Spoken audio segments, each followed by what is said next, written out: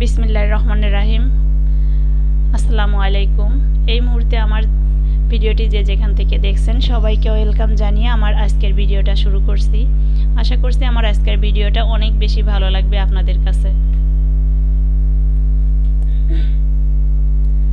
তো প্রথমেই আমার ঘরের কাজগুলি আমি গুছিয়ে নিচ্ছি। বেডশিটটা নোংরা হয়ে গেছিল, তো সেটা চেঞ্জ করে নিচ্ছি আমি। আর আজকে স্পেশাল একটা নাস্তা তৈরি করব, প্যানকেক রেসিপি। তো আশা করছি আপনাদের কাছে ভালো লাগবে। আর যারা প্যানকেক এখনও নতুন গৃহিণী যারা এখনও প্যানকেকটা তৈরি করেননি, তো আশা করছি আমার রেসিপিটা দেখে শিখে নিতে পারবেন।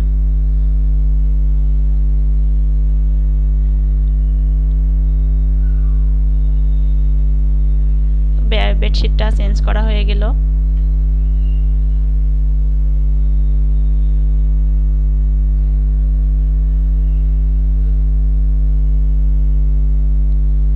প্যানকেক তৈরি করতে আমার দুধ লাগবে, তো এই জন্য আমি আগে থেকে দুধটা জাল দিয়ে নিচ্ছি, কারণ দুধটা জাল দিয়ে ঠান্ডা করে নিতে হবে, গরম দুধ ইউজ করা যাবে না।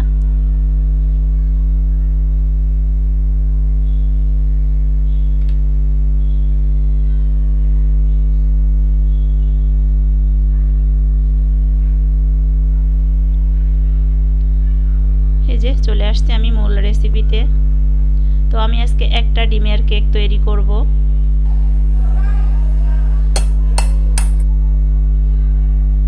আর আমার কাছে মনে হয় যে সবথেকে ইজি নাস্তা এটা, এই প্যানকেক তৈরি করাটা আমার কাছে সবথেকে ইজি মনে হয়।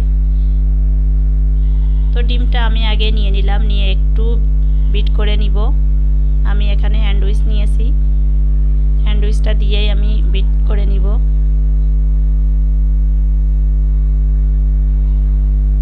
এই যে ডিমটা আগে আমি একটু ভালো করে ফেটিয়ে নিলাম, তারপর আমি এখানে চিনি দিয়ে দিলাম। চিনিটা আমি আধা কাপ পরিমাণ নিয়েছি।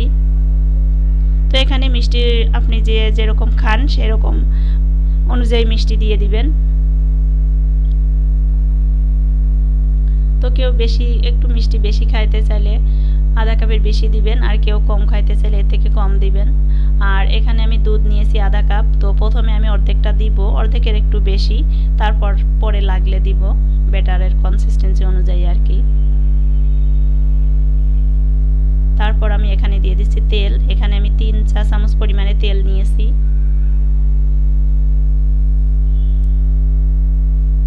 তো সবকিছু দিয়ে আমি এখন আরেকটু ভালো করে বিট করে নিব।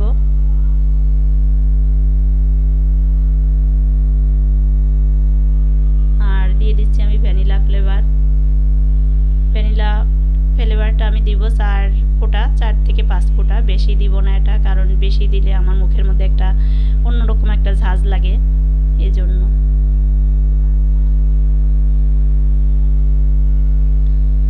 আর আমি এখানে ময়দা নিয়েছি 1 কাপের সমান করে, কিন্তু পুরাটা আমি দেব না, পুরাটা আর কি লাগবে না, 1 কাপ পুরাটা লাগবে না, 1 কাপের একটু কম লাগবে। আর দিয়ে দিলাম বেকিং পাউডার আধা চা চামচ।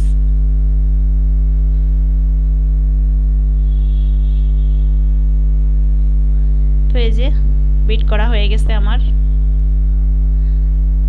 তো দেখুন, দেখেই বোঝা যাচ্ছে এরকম হয়েছে ব্যাটারটা। আর ব্যাটার যদি একটু গাঢ় হয়ে যায় তাহলে সামান্য একটু দুধ মিক্সড করে দিলেই হয়ে যাবে। আর প্যানে আমি একটা তেল দিয়ে ব্রাশ করে নিচ্ছি, তাহলে ইজিলি ভাবে প্যানকেকটা প্যান থেকে ছাড়িয়ে আসবে।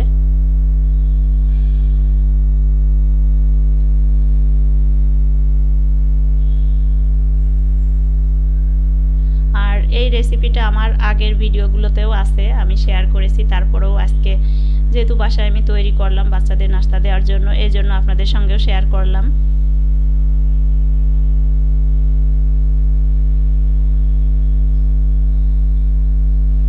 আর এই ছিদ্রটা আমি একটু টিস্যু দিয়ে আটকিয়ে দিলাম। কেকের এক পাশ হয়ে গেছে, আমি আরেক পাশ উল্টিয়ে দিচ্ছি।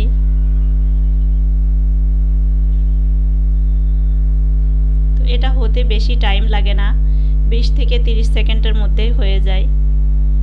এক সাইড 30 সেকেন্ড সময় লাগে এক সাইড।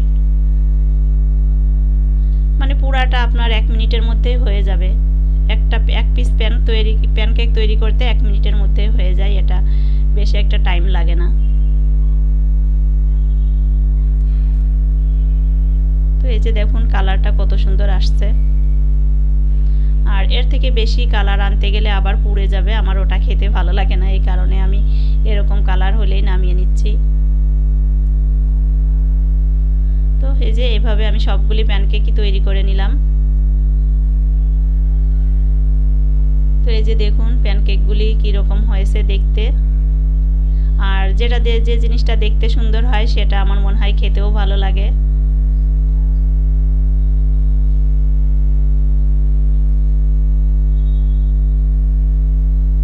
তো একটা ডিম দিয়ে আমার 7 পিস প্যানকেক হয়েছে।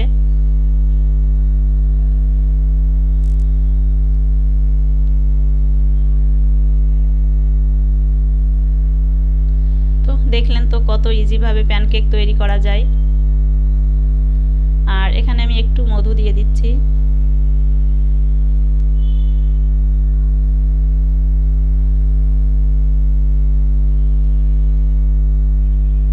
তো এভাবে বাসায় তৈরি করে একবার হলেও খেয়ে দেখবেন, আশা করছি ভালো লাগবে।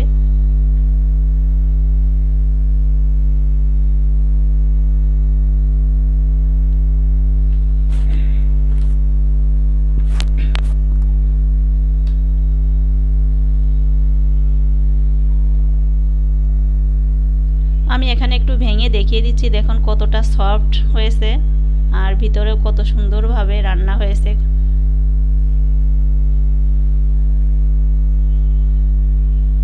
আর আমি আর তাজদিদ নাস্তাটা করে নিচ্ছি, কারণ জিসান নাই, ও কোচিংয়ে গেছে।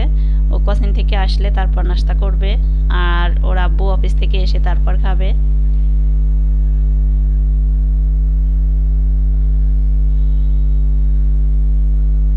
তো আমার তাজদিদ খুব খুশি, ওর পছন্দের একটা নাস্তা তৈরি করে দিয়েছি।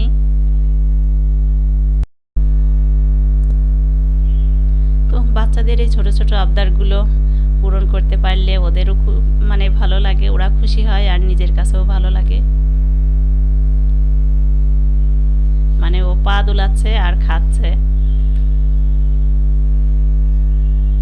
আর প্যানকেক তৈরি করতে অনেকগুলো জিনিস অপরিষ্কার হয়ে গেছে, তো এগুলো আমি এখন পরিষ্কার করে নিব।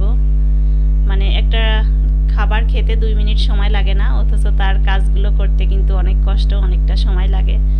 তো তারপরেও শান্তি যে বাচ্চাদের মুখে হাসি দেখা যায়, ওদের খুশিটাই আমাদের খুশি, আমাদের মতো মায়েদের আর কি।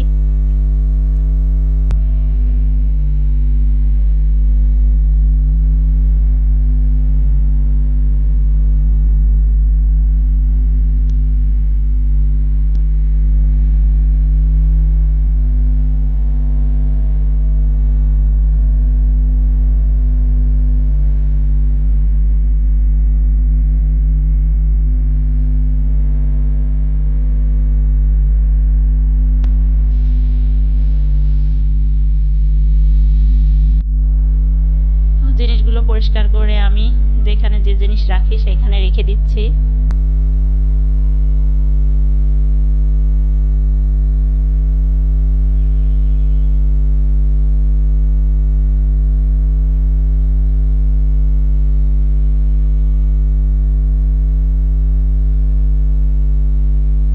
আর জিসানের স্কুল থেকে মানে স্কুলে বৃক্ষরোপণ অভিযান চলছে, তো এর থেকে বাসায় গাছ লাগাতে বলছে। তো ও গতকালকে রাতে গিয়ে লেবু গাছের চারা কিনে নিয়ে আসছে, তো সেই চারাটাই এখন লাগাবে।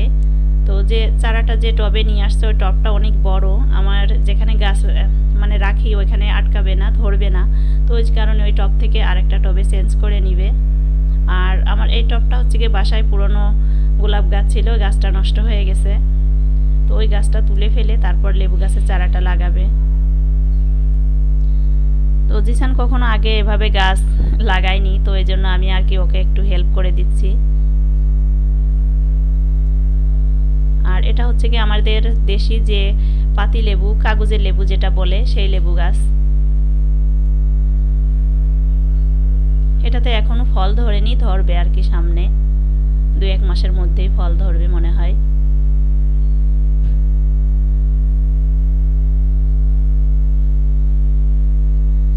কেমন লাগলো আমার আজকের ভিডিওটা কমেন্টে জানাবেন।